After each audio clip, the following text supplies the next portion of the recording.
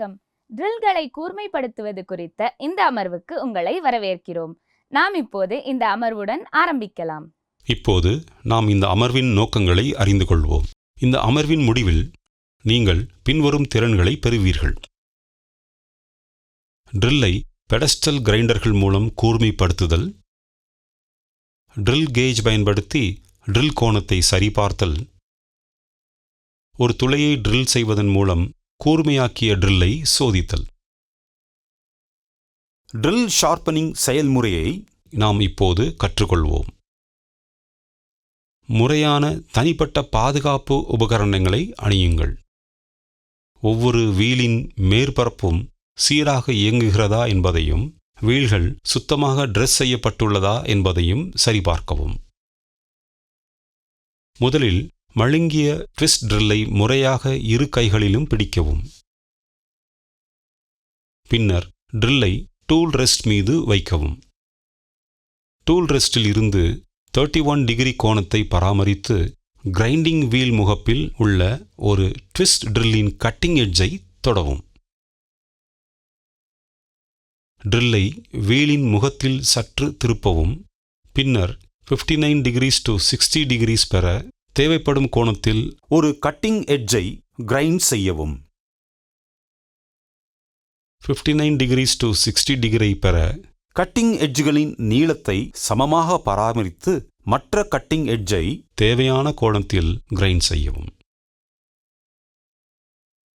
Drill கேஜை பயன்படுத்தி வெட்டுக்கோணம், lip கோணம் மற்றும் கட்டிங் எட்ஜ் நீளம் ஆகியவற்றை சரிபார்க்கவும். கிரைண்டிங் மெஷினை சுவிட்ச் ஆஃப் செய்யவும். முறையாக சுத்தம் செய்யவும். ட்ரில்லை ஷார்ப்பனிங் செய்யும்போது எடுக்க வேண்டிய முன்னெச்சரிக்கைகளை பற்றி நாம் அறிந்து கொள்வோம்.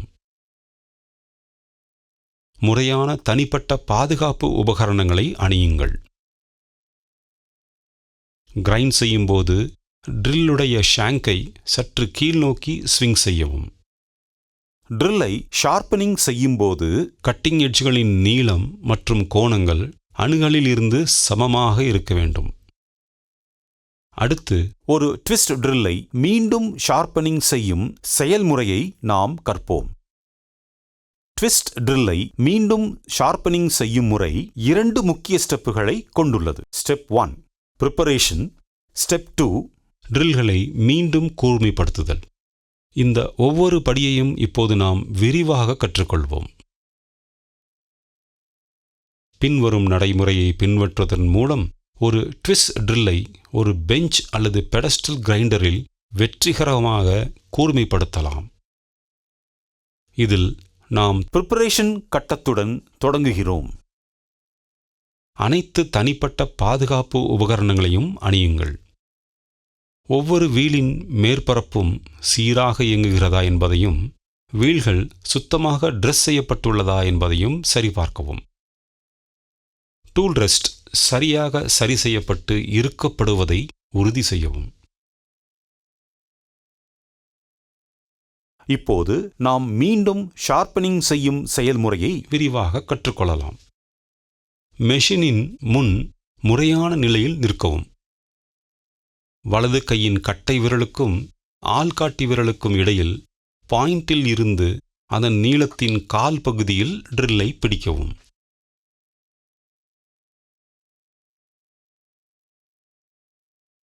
இரண்டு முழங்கைகளையும் பக்கவாட்டில் வைக்கவும். ட்ரில்லானது வீலுடன் 59 டிகிரிஸ் முதல் 60 டிகிரிஸ் கோணத்தை உருவாக்கும் வகையில் நீங்கள் உங்களை நிலைநிறுத்தவும்.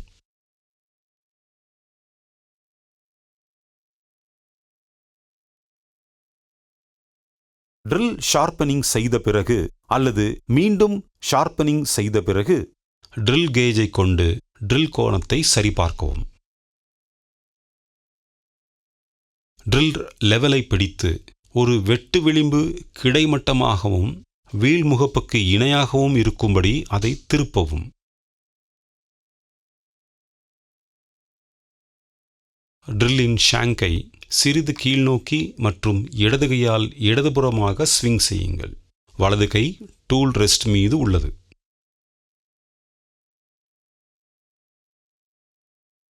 ஷாங்க் கீழே ஸ்விங் ஆகும்போது வெட்டு விளிம்பு சற்று மேல் நோக்கி வந்து சக்கர முகப்பிலிருந்து விலகிச் செல்கிறது என்பதை நினைவில் கொள்க.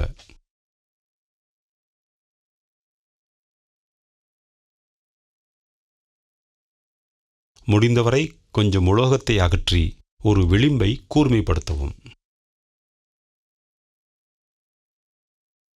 முன்பு இருந்த அதே அளவு ட்ரில் இயக்கத்தை பயன்படுத்தி இரண்டாவது வெட்டு விளிம்பை கூர்மைப்படுத்தவும்.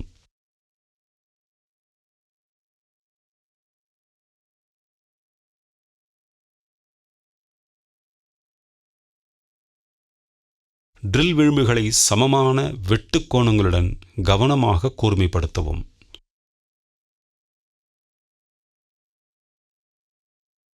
ட்ரில் கேஜ் பயன்படுத்தி ட்ரில் கோணத்தை சரிபார்க்கவும்.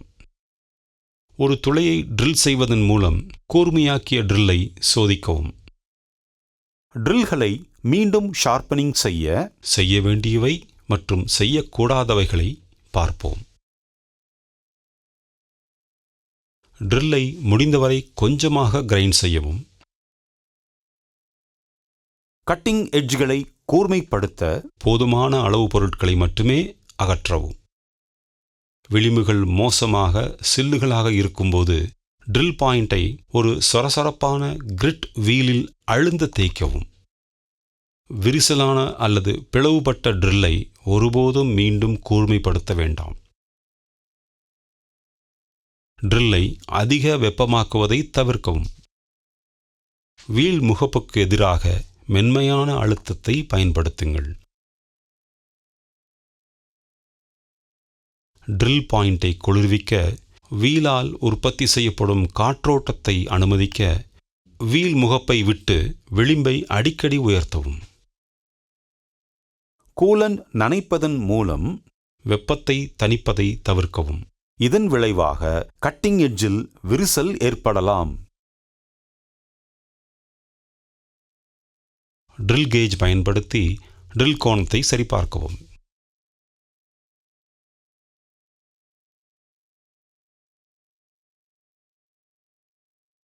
தொகுப்பாக நாம் கற்றுக்கொண்டவை: ட்ரில்லை பெடஸ்டல் கிரைண்டரில் கூர்மைப்படுத்தவும்,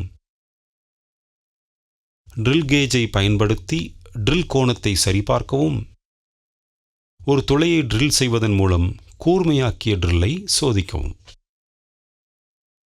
எனவே ட்ரில்களை கூர்மைப்படுத்துவது பற்றிய அனைத்தும் இதுவே ஆகும்.